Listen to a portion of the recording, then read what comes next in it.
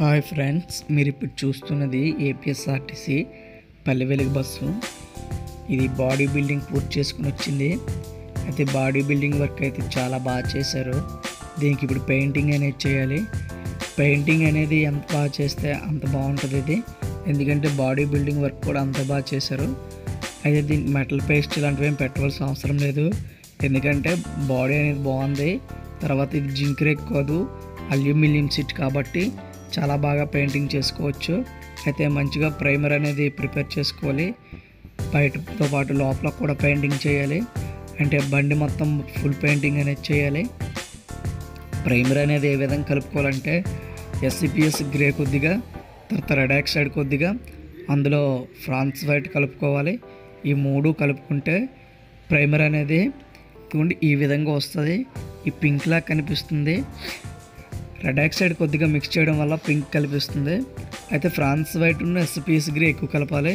అందులో హార్డ్నర్ కూడా మిక్స్ చేయాలి. హార్డ్నర్ మిక్స్ చేయడం వల్ల ఈ ప్రైమర్ అనేది అస్సలు రిమూవ్ అవ్వదు.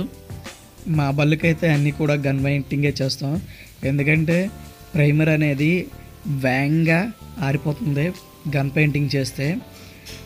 బండి మొత్తానికి 2 లీటర్సే పట్టింది. 2 లీటర్స్ అంటే France white SCPS grey 1 litre తీసుకున్నాం, France white red oxide half litre తీసుకున్నాం. మొత్తం 2 లీటర్స్ అయితే అయ్యింది. ఇక్కడ ఇంకో విషయం ఏంటంటే, ఈ అల్యూమినియం షీట్ మీద వర్క్ చేసినప్పుడు చిన్న చిన్న గీతలు ఇలాంటి పడుతుంటాయి కాబట్టి ఆ క్రాక్స్ అన్నీ కూడా ఈ ప్రైమర్ అనేది అప్లై చేస్తే మరి కనిపించవు. ఎందుకంటే ఇక్కడ కనిపిస్తున్నటువంటి క్రాక్స్ అనేది కనిపించవు.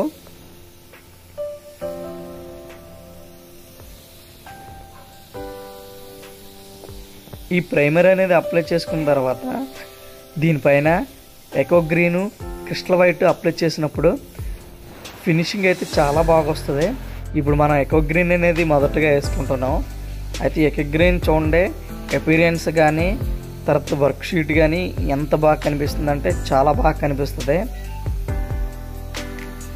ఎందుకంటే మనం ప్రిపేర్ చేసుకున్నటువంటి ప్రైమర్ ఏంచి బాగుంటే ఖచ్చితంగా పెయింటింగ్ అనేది చాలా బాగుంటుంది.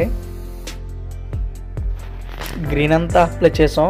గ్రీన్ అంతా కూడా చూసారు కదా, అపీరియన్స్తో బాగా మెరుస్తుందన్నమాట.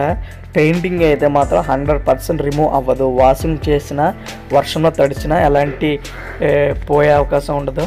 చూడండి ఎంత స్మూత్గా ఉందో.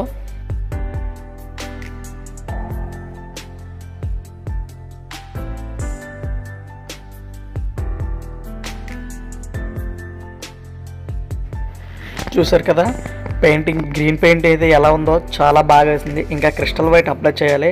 ఇక్కడ ఇంకో విషయం ఏంటంటే, మనకు ఇచ్చే పెయింటింగ్ అనేది చాలా మంచివి. ఇక్కడ ఆల్రెడీ ఆ రాసే ఇచ్చాడు, ఫర్ ప్రొఫెషనల్ యూజ్ ఓన్లీ అని రాస్తుంది. అయితే క్రిస్టల్ వైట్ కూడా అప్లై చేశాను. క్రిస్టల్ వైట్ అయితే మాత్రం ఇంకా బాగా వచ్చింది.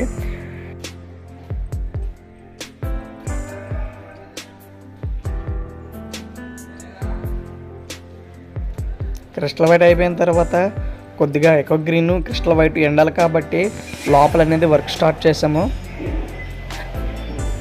బయట అయితే పెయింటింగ్ అనేది పూర్తి చేసాము. ఇప్పుడు లోపల పెయింటింగ్ అనేది పూర్తి చేసాము. టాప్కి, సీట్ల రెస్ట్లకి, సీట్ హ్యాండ్లకి అన్నిటికి కూడా బ్లాక్, ఎల్లో, ఫ్రాన్స్ వైట్ మొత్తం అప్లై చేసాము. చూడండి మొత్తం పెయింటింగ్ అనేది లోపల ఎలా ఉందో. ఎందుకంటే ఒక ప్యాసింజర్ బస్సు ఎక్కినాక ఆ ప్యాసింజర్ యొక్క ఫీలింగు ఒక కొత్త బస్సు ఎక్కామా అనే ఫీలింగ్ కల్పించాలి. అందుకే బస్సు ఇంటీరియర్ని ఇంత బాగా డిజైన్ చేయాలి. బస్సు మొత్తం పెయింటింగ్ అయింది. రెట్రో టైప్ అంటించడం జరిగింది. నెంబర్ ప్లేట్ అన్నీ పూర్తి చేసాం. అయితే అన్నీ పూర్తయ్యాక బండి ఎలా ఉందో ఒకసారి చూద్దాం రండి.